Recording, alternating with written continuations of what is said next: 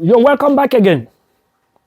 From the first episode on the categories of people that need to relocate abroad as soon as they can, as soon as they're able to muster out their financial resources, let us consider a few other categories that may need to think it twice before pressing that button of relocation. On this episode, it is also laying it bare as it is. And I am not emphatically claiming a total domiciliary of know-it-all. Just some expose based on my experience and my understanding. Let's roll on real quickly. Number one, from the class of the degree listed on the first episode, you remember them. The caveat, the remark, something to take away here is that if you have been able to figure out some direction for yourself, despite all this faculty or courses or this department mentioned, you have found your route. You have been able to find your bearing. You have found your direction. You have found your niche in life. You may need to think it twice before relocating abroad. And I'll tell you why. Don't be confused here. You may want to compare what I have said in the previous episode with this and find a striking balance. Let's clarify what I mean exactly. You bag the BSc in sociology or animal science or botany or theater art or political science, and by a dint of hard work and providence, you have found yourself in journalism. Despite you not studying mass communication, you have now become a journalist, a writer, or a broadcaster. This is now your calling, your passion, and your new direction. If you set it aside, having established yourself thus far, if you set it aside to jet abroad, the chances of you regaining any calling or direction in any profession again in life is 0.5%. That your old profession or any profession at all is gone and may be gone forever or gone for good.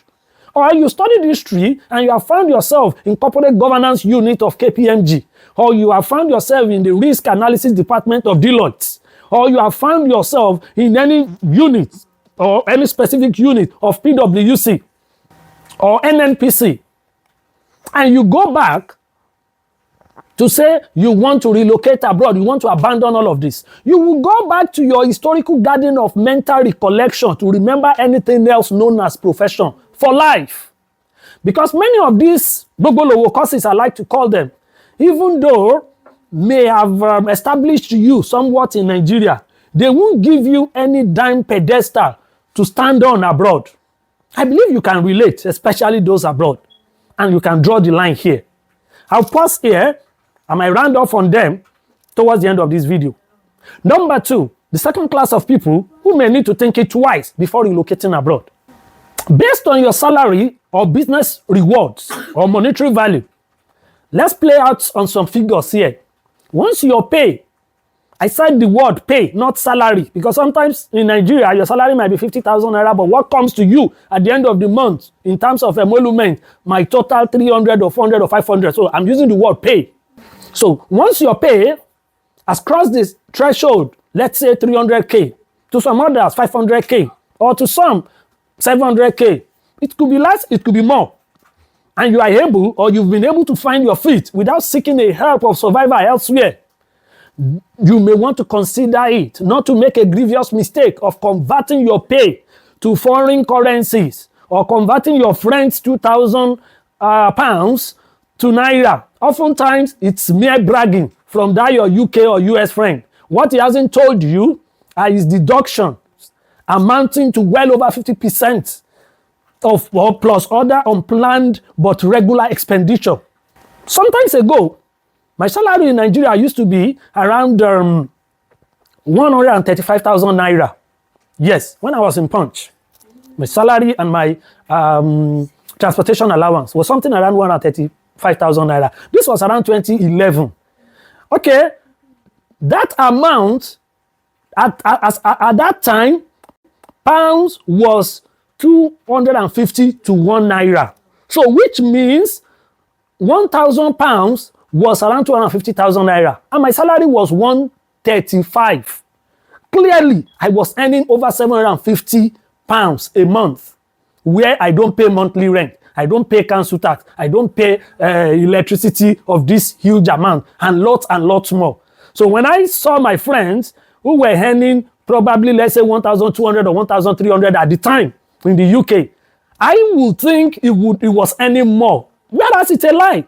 It took me years to realize that, oh, I was far better placed than it was or than they were at the time. So, thinking, wisdom. Okay? You see, true life is not measured only in monetary values.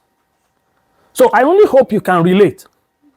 As a matter of fact, you see, those that regret abroad the most are those guys with great source of income in Nigeria. Those who could afford to sponsor for the whole family at once without battling an eyelid. They've gotten the money from a particular source of income. You read a story of a guy who spent about 50,000 pounds to bring his family down to UK recently. That's about 100 million naira. And then he started regretting and lamenting all over the internet. Some others have spent some 20k, 30,000 pounds and co during the peak period of Japa.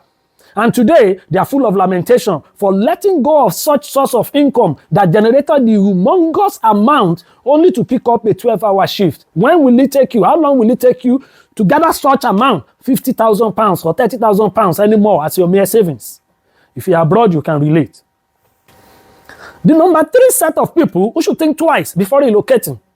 If you are settled back home. What does it mean to be settled?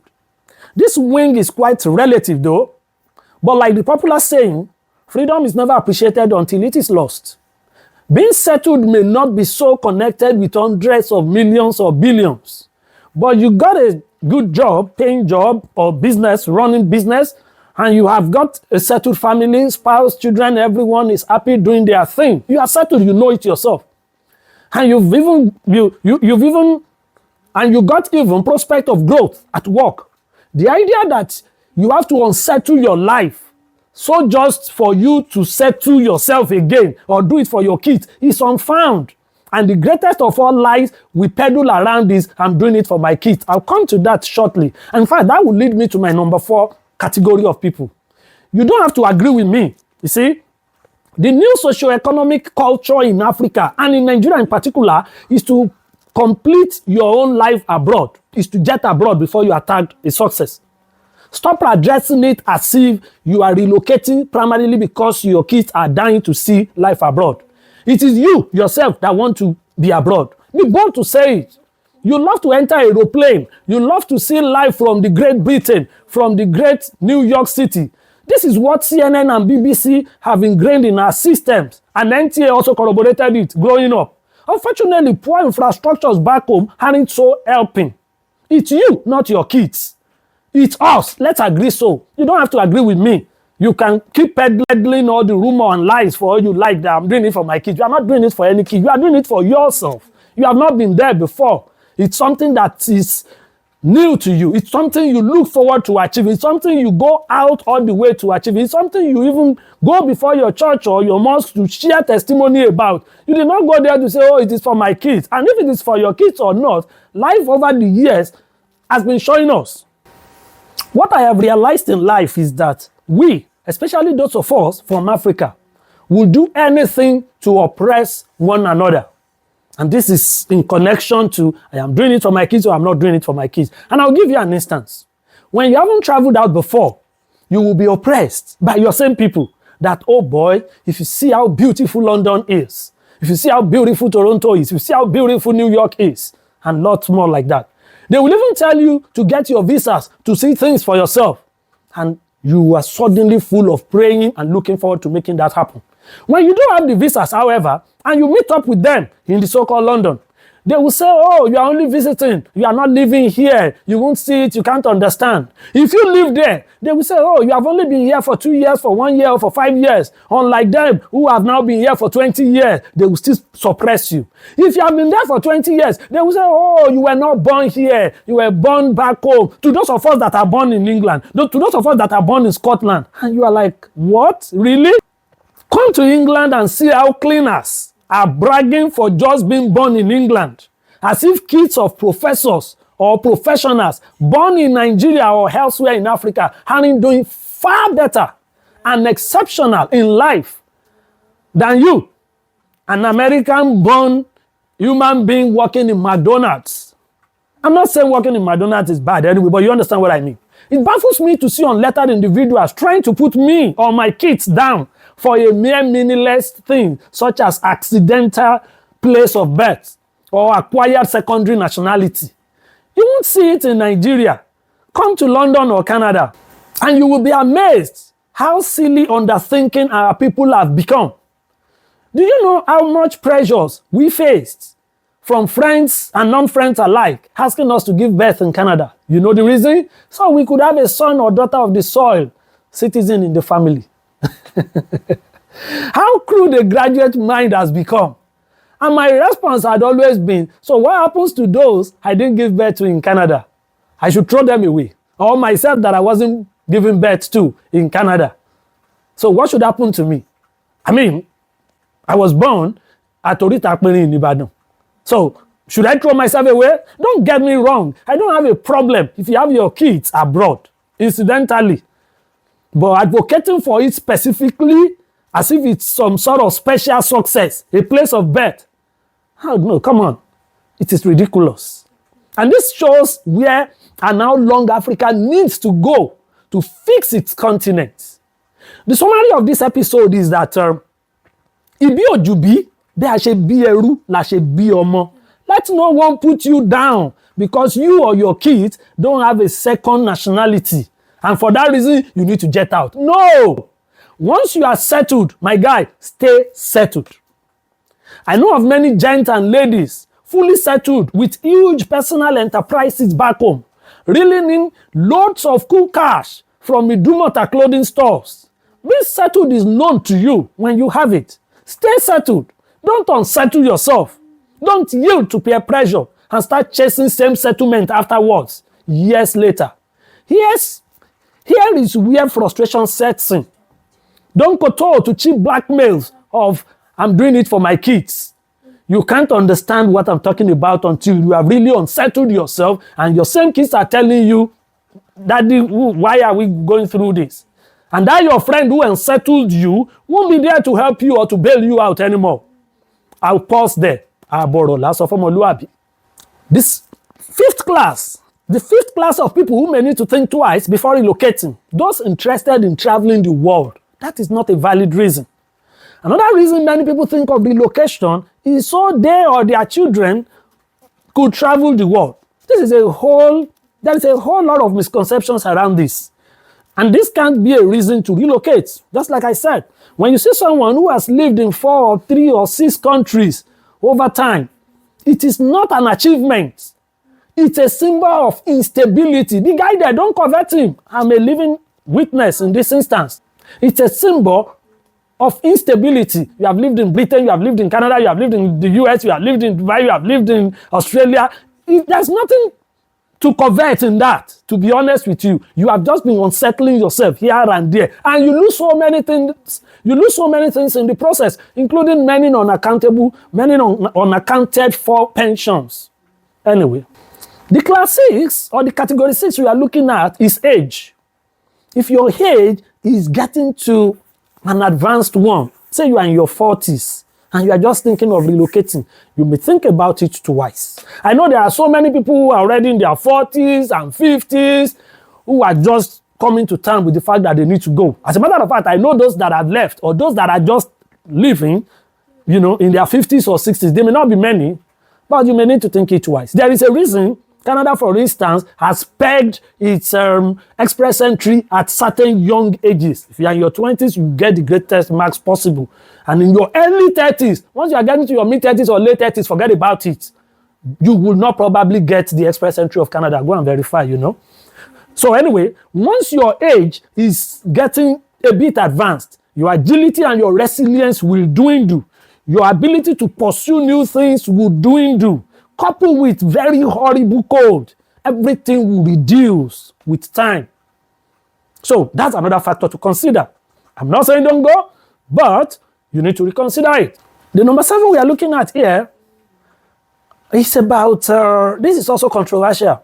It's about those that are still single, bachelors and spinsters who are of marriageable age. You may need to consider it twice. I won't say beyond that. In the Western world, marriage is not something being celebrated. You may probably not get any. You know, as a man, there's nothing to be ashamed of. There's nothing. It's not about being ashamed of it anyway. It's as a man, many men don't even see it. They don't even see it as something to do. That is it. They may lie to you and get your skirt pulled down, whatever.